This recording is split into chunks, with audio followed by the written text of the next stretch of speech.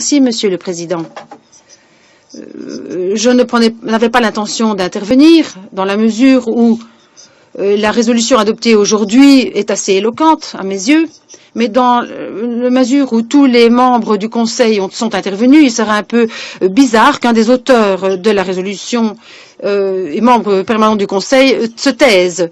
Ce serait comme si nous n'étions pas d'accord avec ce qu'avaient dit nos collègues. Ce n'est pas du tout le cas, bien entendu. Et puisque je prends la parole, bien entendu, je souhaiterais remercier tous les membres du Conseil qui ont voté en faveur de cette résolution que nous avons élaborée avec la Turquie.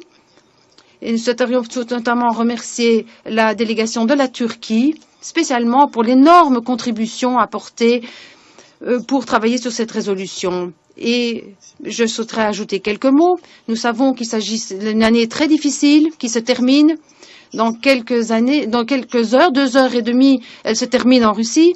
Cela a été très difficile de travailler sur ce volet syrien au Conseil de sécurité, mais le fait que nous terminons l'année en adoptant l'une après l'autre 2 résolutions importantes à l'unanimité, cela montre que nous nous concentrons sur des choses importantes et pas sur des questions de propagande étroite.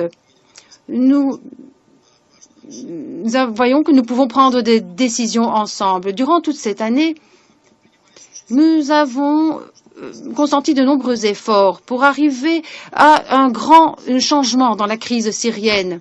Nous nous rappelons tous de toutes les réunions de nos ministres des Affaires étrangères, M. Lavrov et M. Kerry, qui ont eu de discussions pour toute une série de raisons. Malheureusement, pour toute une série de raisons sur lesquelles je ne m'attarderai pas, cela n'a pas toujours été couronné de succès. À la fin de l'année, cette initiative a été prise maintenant par la Russie et par la Turquie.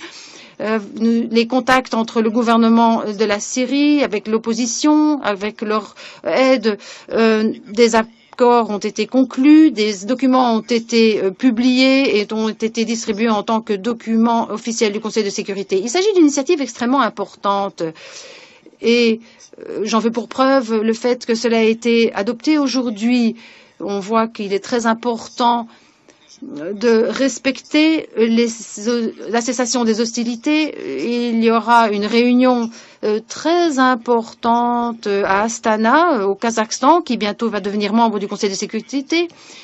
Les délégations de l'opposition et du gouvernement syrien se rencontreront en face à face et tout cela illustre tous les efforts qui ont été déployés pour tenter d'honorer notre mandat.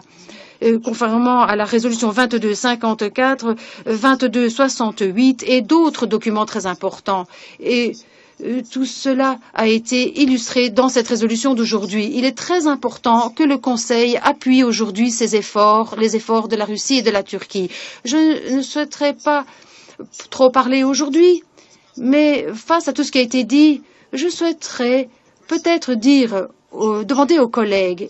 Ce processus a été extrêmement difficile.